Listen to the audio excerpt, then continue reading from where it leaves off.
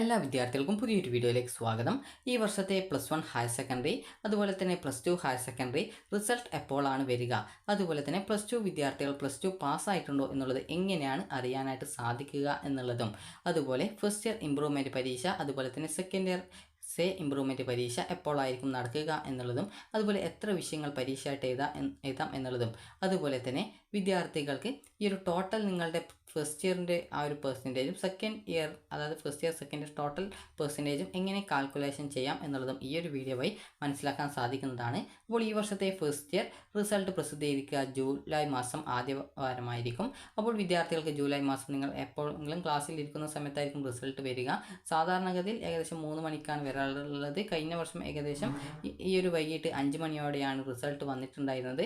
അപ്പോൾ പല വിദ്യാർത്ഥികളും കാത്തിരുന്നിട്ടുണ്ടായിരുന്നു. പക്ഷേങ്കിൽ റിസൾട്ട് വന്നപ്പോൾ ഏകദേശം വൈകിട്ട് 4 മണി 5 മണി ആ ഒരു ടൈമിലായിരുന്നു വന്നിട്ടുണ്ടായിരുന്നത്. അതുകൊണ്ട് തന്നെ വിദ്യാർത്ഥികൾക്ക് അതായത് ഈ റിസൾട്ട് വന്നു കഴിഞ്ഞാൽ ആ ഒരു സമയത്ത് നിങ്ങളെ ആ ഒരു വിവരം അറിയിക്കുന്നതായിരിക്കും. അതുപോലെ തന്നെ വിദ്യാർത്ഥികളെ ഫസ്റ്റ് ഇയർ ഇംപ്രൂവ്മെൻറ്റ് പരീക്ഷ നടത്തുക +1 പബ്ലിക് എക്സാമിനേഷൻ മാർച്ച് 2025 നടത്തുന്ന അതിനോടൊപ്പമായിരിക്കും. സാധാരണഗതിയിൽ സെപ്റ്റംബർ മാസത്തിൽ ഈ ഒരു ഇംപ്രൂവ്മെൻറ്റ് പരീക്ഷ നടത്താറുണ്ടായിരുന്നെങ്കിലും ഈ വർഷം മുതൽ പുതിയ പരിഷ്കരണം പ്രകാരം ഈ ഒരു മാർച്ച് മാസത്തിൽ നടത്താനാണ് തീരുമാനിച്ചിട്ടുള്ളത്. എന്തെങ്കിലും അപ്ഡേറ്റ് വരികയാണെങ്കിൽ നിങ്ങളെ അറിയിക്കുന്നതായിരിക്കും. അതുപോലെ തന്നെ വിദ്യാർത്ഥികൾക്ക് ഈ ഒരു ഇംപ്രൂവ്മെൻറ്റ് പരീക്ഷ നിങ്ങൾക്ക് അതായത് 3 വിഷയമാണ് ഇമ്പ്രൂവ്മെൻറ്റ് ചെയ്യാൻ സാധിക്കുക. അത് നിങ്ങൾ ജയിച്ചാലും തോറ്റാലും അതായത് ഫസ്റ്റ് ഇയറിൽ തോൽവി ജയം എന്നില്ല, നിങ്ങൾക്ക് ഒരു മിനിമം മാർക്ക് അതായത് 18 അല്ലെങ്കിൽ 24 വാങ്ങിക്കുക എന്നുള്ളതാണ്. അപ്പോൾ ആ ഒരു രീതിയിൽ ലഭിച്ചിട്ടില്ല എങ്കിൽ നിങ്ങൾക്ക് ഇമ്പ്രൂവ്മെൻറ്റ് പരീക്ഷ എഴുതാം. 3 വിഷയമാണ് ഇമ്പ്രൂവ്മെൻറ്റ് ചെയ്യാൻ സാധിക്കുക.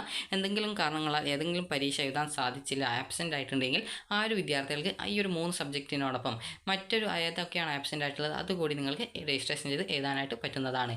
ഇനി വിദ്യാർത്ഥികളുടെ സെക്കൻഡ് ഇയറിൻ്റെ റിസൾട്ടാണ്. സെക്കൻഡ് ഇയറിൻ്റെ റിസൾട്ട് ഏകദേശം മെയ് 20-ാം തീയതി പ്രസിദ്ധീകരിക്കും. അത് മെയ് 20-22 ആ ഒരു ഡേറ്റിലാണ് വരിക.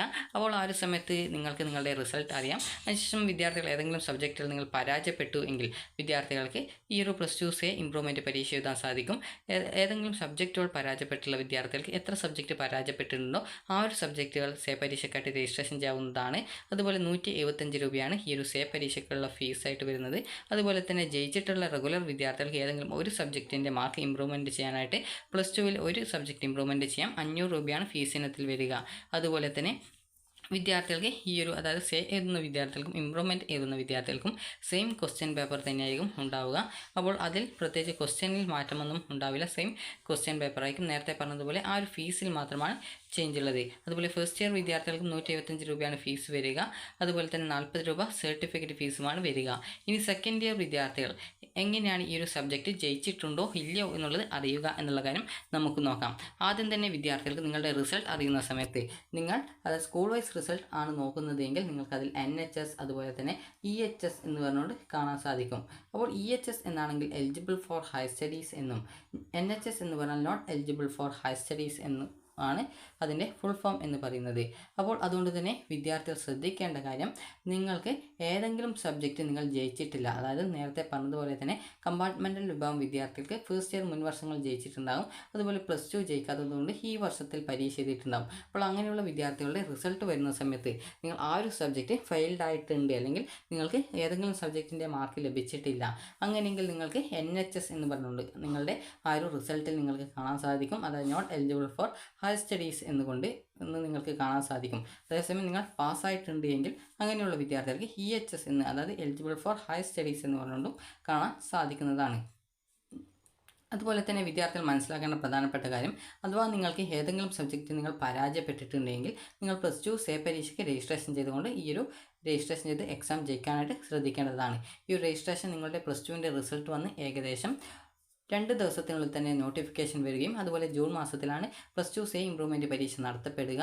അതുപോലെ തന്നെ ആ ഒരു സമയത്ത് പരീക്ഷ എഴുതി കഴിഞ്ഞാൽ നിങ്ങളുടെ റിസൾട്ട് ജൂലൈ മാസം ആദ്യ വാരത്തോടെയോ അല്ലെങ്കിൽ സെക്കൻഡ് വാരത്തോടെയോ അതായത് 2-ാം വാരത്തോടെ നിങ്ങളുടെ റിസൾട്ട് പ്രസിദ്ധീകരിക്കും. അതുകൊണ്ട് തന്നെ വിദ്യാർത്ഥികൾ ജയിച്ചിട്ടില്ലെങ്കിൽ നിങ്ങൾ പരീക്ഷ എഴുതിയിട്ട് കറക്റ്റായിട്ട് അതായത് 4 ദിവസത്തോളമാണ് രജിസ്ട്രേഷനായിട്ട് സമയം കിട്ടുക. അപ്പോൾ അതനുസരിച്ച് നിങ്ങൾ രജിസ്ട്രേഷൻ ചെയ്തുകൊണ്ട് നിങ്ങൾ ആ ഒരു എക്സാം എഴുതി ജയിക്കാനായിട്ട് ശ്രമിക്കേണ്ടതാണ്.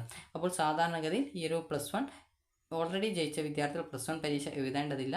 അപ്പോൾ അങ്ങനെ വരുന്ന സാഹചര്യത്തിൽ വിദ്യാർത്ഥികൾ +2 തോറ്റിട്ടുണ്ടെങ്കിൽ ആ ഒരു +2 പരീക്ഷ മാത്രം എഴുതിയാൽ മതി. അപ്പോൾ അങ്ങനെ വരുന്ന സമയത്ത് പിന്നീട് റിസൾട്ട് വരുന്ന സമയത്ത് നിങ്ങളുടെ +1 സ്കോർ അവിടെ നിലനിർത്തുന്നതായിരിക്കും. അപ്പോൾ അങ്ങനെ നിങ്ങൾക്ക് +1-ൻ്റെയും +2-ൻ്റെയും ടോട്ടൽ TE മാർക്ക് നോക്കുന്ന സമയത്ത് 36 48 കിട്ടിയിട്ടുണ്ടെങ്കിൽ നിങ്ങൾ ആ ഒരു സബ്ജക്റ്റ് ജയിച്ചു എന്നുള്ളത് മനസ്സിലാക്കാം. അപ്പോൾ ചില വിദ്യാർത്ഥികൾക്ക് ചിലപ്പോൾ C+ഓ അല്ലെങ്കിൽ നിങ്ങൾക്ക് D+ഓ അല്ലെങ്കിൽ സിയോ കിട്ടുന്ന സമയത്ത് അങ്ങനെ ലഭിച്ചു കഴിഞ്ഞാൽ എല്ലാ സബ്ജക്റ്റിനും ഇതേ രീതിയിൽ D+ൽ കുറയാതെ അല്ലെങ്കിൽ D+ഓ ആ ഒരു ഗ്രേഡ് ഉണ്ട്, പക്ഷെങ്കിൽ not eligible for higher studies എന്ന് പറഞ്ഞുകൊണ്ട് കാണാം. അപ്പോൾ അങ്ങനെ വരാനുള്ള കാരണം വിദ്യാർത്ഥികളുടെ 2 വർഷത്തെ ഈ ഒരു TE മാർക്ക് ഇനത്തിൽ നോക്കുന്ന സമയത്ത് 36 48 ലഭിക്കാത്തത് കാരണം കൊണ്ടാണ് വിദ്യാർത്ഥികൾ ആ ഒരു സബ്ജക്റ്റിൽ ഈ ഒരു ഗ്രേഡ് കിട്ടിക്കഴിഞ്ഞിട്ടും ഫെയിൽഡ് എന്ന് കാണിക്കുന്നത്. അപ്പോൾ അതുകൊണ്ട് തന്നെ നിങ്ങൾ അങ്ങനെ വരികയാണെങ്കിൽ ആ ഒരു കാര്യം പ്രത്യേകം ശ്രദ്ധിക്കേണ്ടതാണ്. ഇനി വിദ്യാർത്ഥികളുടെ ഫസ്റ്റ് ഇയറിൻ്റെ പെർസെൻറ്റേജ് എങ്ങനെയാണ് കാൽക്കുലേഷൻ ചെയ്യുക എന്നുള്ളത് നോക്കാം.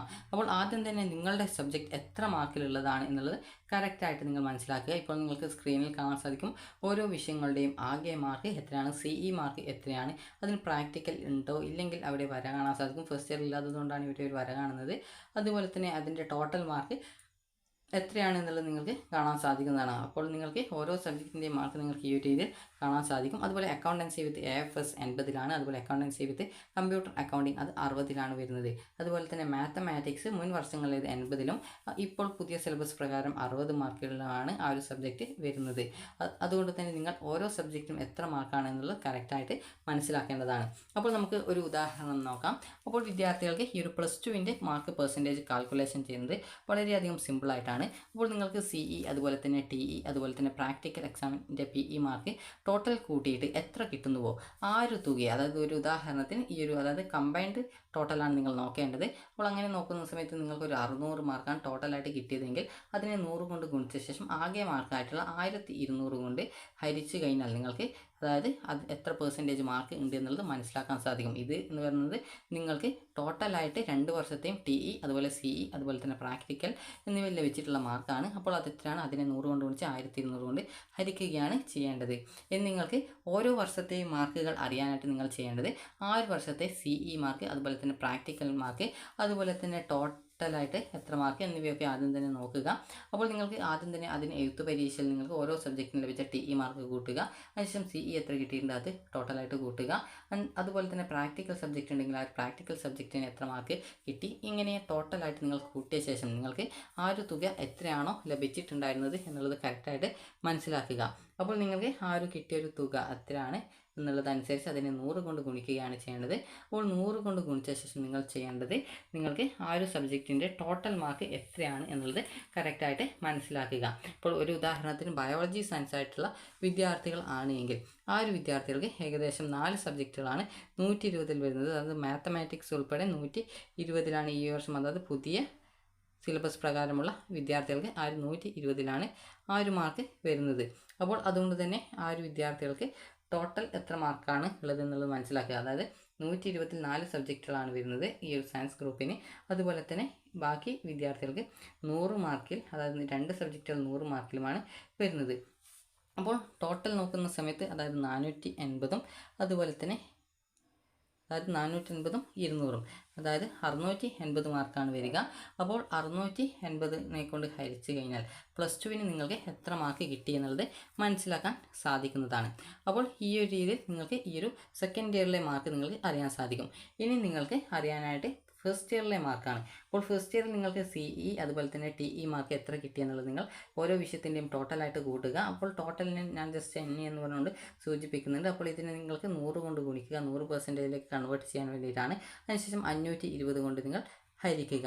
അപ്പോൾ 520 എന്ന് പറഞ്ഞാൽ നിങ്ങൾക്ക് അതായത് ഈ ഒരു ഫസ്റ്റ് ഇയറിലെ CE അതുപോലെ തന്നെ PE, അതായത് PE അല്ല ഫസ്റ്റ് ഇയറിലെ CEയും അതുപോലെ തന്നെ എഴുത്ത് പരീക്ഷയായിട്ടുള്ള TE മാർക്കും ടോട്ടൽ കൂട്ടിയിട്ട് ഉള്ള മാർക്കാണ് 520 എന്ന് പറയുന്നത്. അപ്പോൾ ഈ ഒരു രീതിയിൽ നിങ്ങൾക്ക് അതായത് ഈ ഒരു ഫസ്റ്റ് ഇയറിലെ മാർക്ക് നിങ്ങൾക്ക് കാണാം. അതായത് നിങ്ങൾക്ക് ടോട്ടൽ TEയും അതുപോലെ തന്നെ CE മാർക്ക് എത്ര കിട്ടി അതിനെ നിങ്ങൾ ആദ്യം കൂട്ടുക, അതിനുശേഷം നിങ്ങൾ അതിനെ 100 കൊണ്ട് ഗുണിക്കുക, അതിനുശേഷം 520 കൊണ്ട് ഹരിക്കുക. അപ്പോൾ ഒരു വിദ്യാർത്ഥിക്ക് മിനിമം അതായത് ഈ ഒരു ഫസ്റ്റ് ഇയറിൽ ഒരു വിദ്യാർത്ഥിക്ക് TE മാർക്ക് 18 അല്ലെങ്കിൽ 80 മാർക്കിൻ്റെ വിഷയത്തിൽ 24 ആണ് കിട്ടിയത്. അതുപോലെ ഫുൾ CE മാർക്ക് ഇനത്തിൽ കിട്ടിയിട്ടുണ്ട്. അങ്ങനെ വരുന്ന സാഹചര്യത്തിൽ ഒരു വിദ്യാർത്ഥിക്ക് ആകെ ലഭിക്കുന്ന പെർസെൻറ്റേജ് എന്ന് പറയുന്നത് 46% മാർക്കാണ് ഈ ഒരു മിനിമം മാർക്ക് നേടുന്ന ഒരു വിദ്യാർത്ഥിക്ക് കിട്ടുക. അതേസമയം വിദ്യാർത്ഥികൾക്ക് അതായത് ഈ ഒരു +2 ടോട്ടൽ നിങ്ങൾ മിനിമം മാർക്ക് ലഭിച്ച ഒരു വിദ്യാർത്ഥിക്ക് ആകെ 2 വർഷത്തെ മാർക്ക് നോക്കുന്ന സമയത്ത് 50% മാർക്കാണ് കിട്ടുക. നന്നായി പഠിക്കുന്ന ഒരു വിദ്യാർത്ഥിക്ക് ഇതിൽ കൂടുതൽ മാർക്ക് പെർസെൻറ്റേജ് ഇനത്തിൽ വരുന്നതാണ്. അപ്പോൾ ഇത്രയുമാണ് ഈ ഒരു വീഡിയോ ഉള്ള എന്നുള്ളത്. അപ്പോൾ വിദ്യാർത്ഥികൾക്ക് ഈ ഒരു വീഡിയോ ഉപകാരപ്രദമായിട്ടുണ്ടെങ്കിൽ ലൈക്ക് ചെയ്യുക, ഷെയർ ചെയ്യുക. Thank for watching.